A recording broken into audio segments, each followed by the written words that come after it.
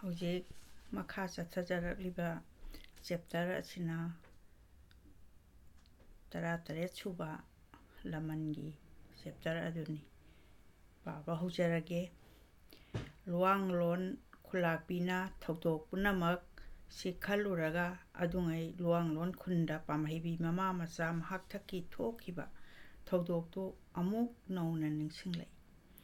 Marau chawal luthona paribu kanano haiba ngasi phawba khangdri khunja punamaksu adu mangai khulak panayai haiduna su thodok adu thohanda bana punamaki yai phabani khalakle pamhaibi mama masabu ngasimak chalhan khibana pharagadra ningduna mamom chakpi pamhaibi gi maphamda tanaruge haiduna lakle lakpi mama bu ubada pamhaibi tathakle kari oiba thoklabano haina jingnabana mapukta ne taba wakhan leiba ngamdi pamhaibi ima karamba ama amu mama pamhaibi na hangin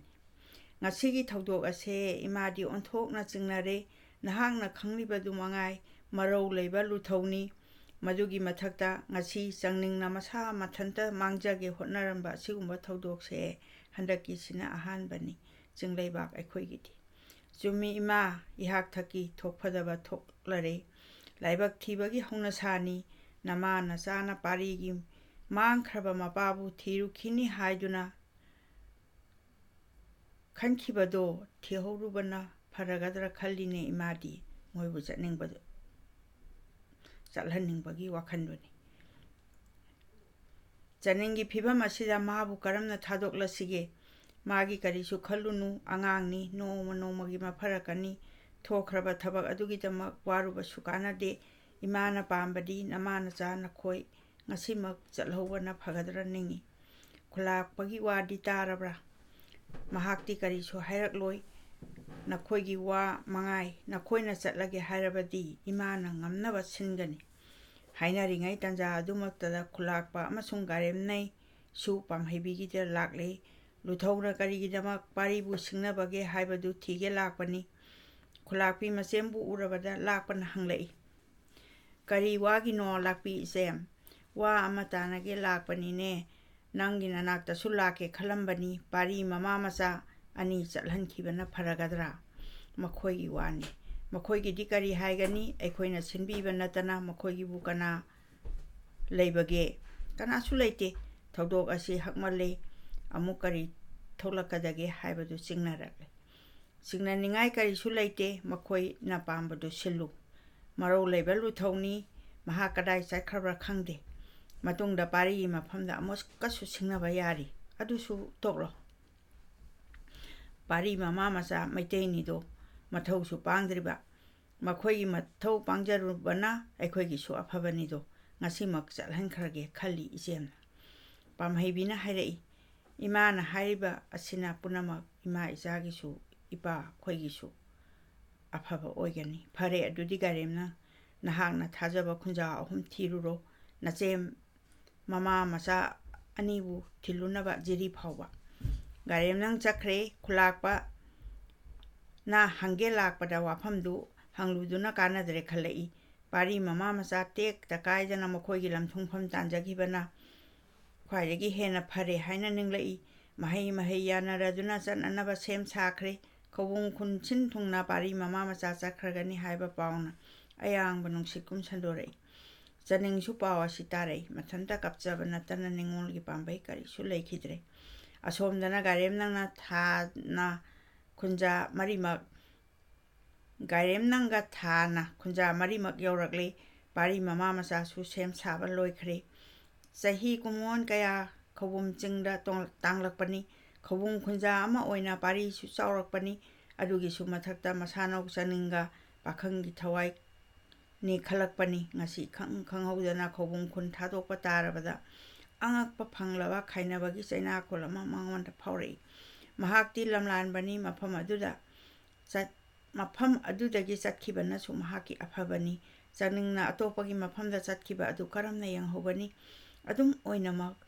leikhong chetkraba mahaki pukninggi leikolgi singel leipal maudu phutokpadi oithoktabani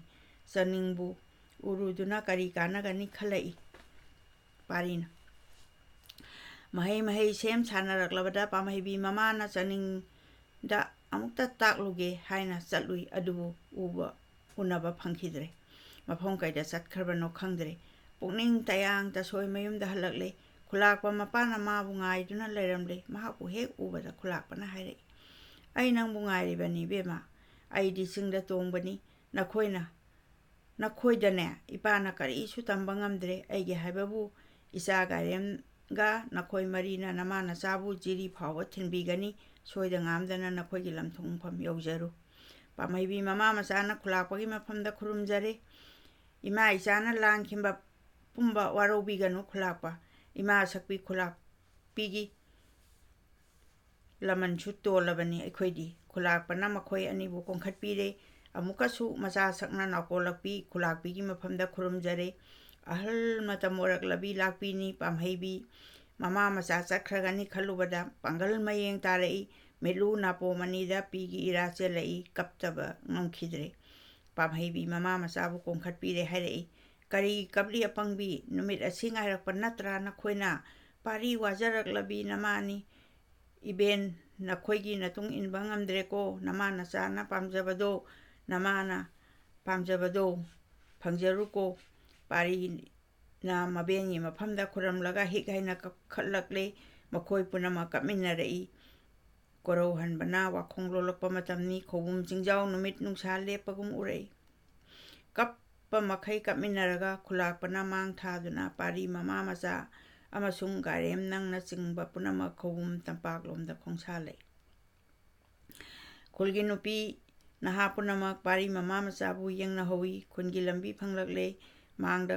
khobum tampak urakle mafam asi yauraklabada khulakpa amasung machem lakpi animak amuhana mama macha anibu chatlo haina takpire pamaibi mama machana aroiba oina makhoigi mafamda amukasu khuramjare khobum tampak tamkhre then ama phangle mafam asida chaning amasung mata garemna animak leiramle pamaibi mama machabu urakpada chaning khangphom khangkhidre mit animakta pina pumthum thum matabu konduna khangli chaningbu ubada pamhaibina haire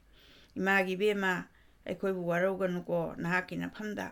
lankhiba pumba pukha lingkha thanagum siko changlau imagi nakta aroibo oina nahakpo amukta kongelo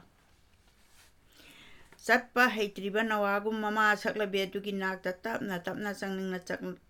changsilai pamaibi mamana konsanberi chaningbu kapna haire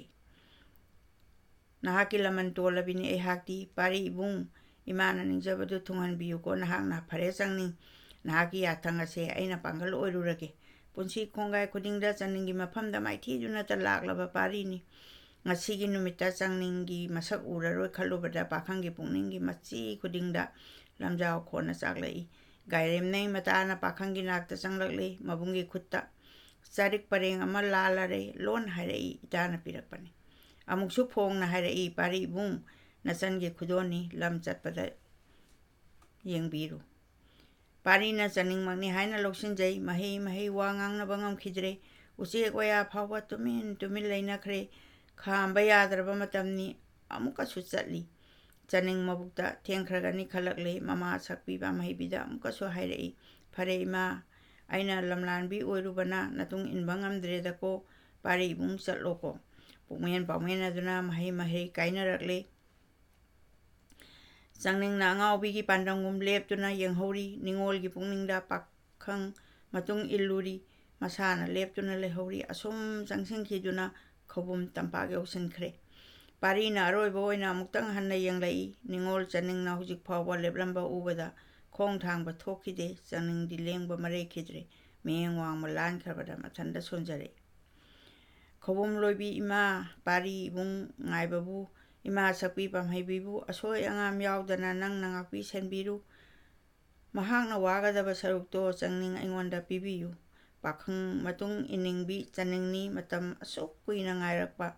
magi parina chakhrabada laima ithakta lunaida bi oiduna yangdau leida songhauredo pari chaninggi punsibu ngamkhai